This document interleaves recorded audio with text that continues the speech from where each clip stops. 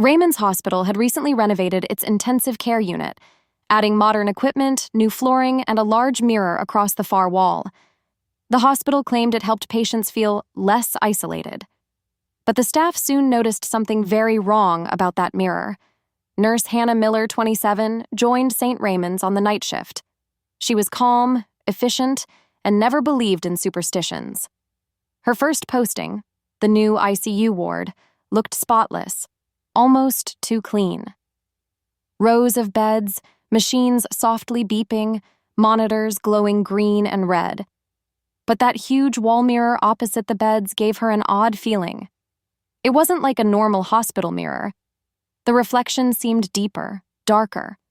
Sometimes it caught movement that didn't exist. One quiet night, at 2:47 a.m., Hannah was checking vitals when an elderly patient, Mr. Donovan, began whispering.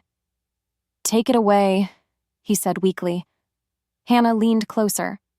"Take what away, Mr. Donovan?" He pointed a trembling finger toward the mirror. "The other me? He's smiling." Hannah looked up. Mr. Donovan's reflection was indeed smiling, wide, unnatural, while the real man lay expressionless. Her breath caught. The reflection's eyes shifted toward her, and then everything in the room went still. The next morning, Hannah asked the maintenance staff if the mirror was recently replaced. They said no. It was part of the renovation from 3 years ago, but one janitor, an old man named Eli, pulled her aside. "You ever notice," he whispered, "that some patients, they die looking right at that mirror?" She stared at him. "That's ridiculous."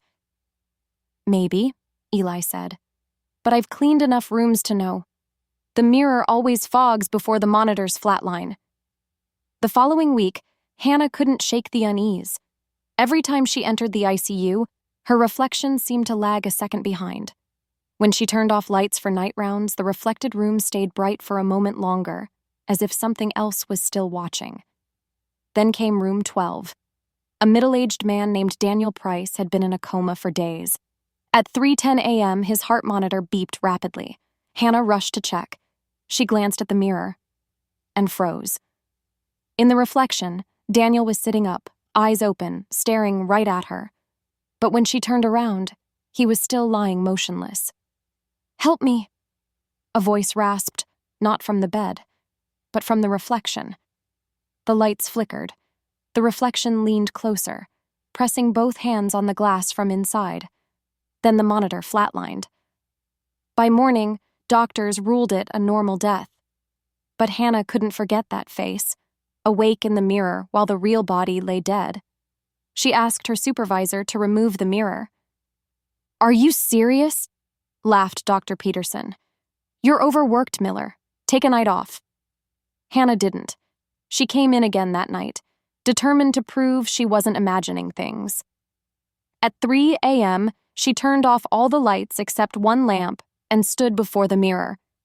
Her reflection blinked, but she didn't. Her hands were still, yet the reflection lifted its arm. A faint whisper filled the room. "You shouldn't look for too long." Her heart pounded. She stepped back, trembling. Behind her, she heard the sound of breathing.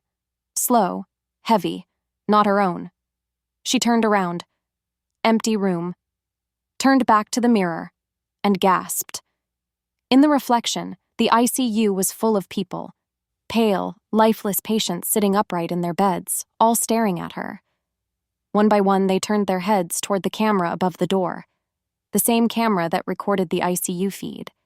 And then, every monitor in the room beeped in sync, flat lines echoing together.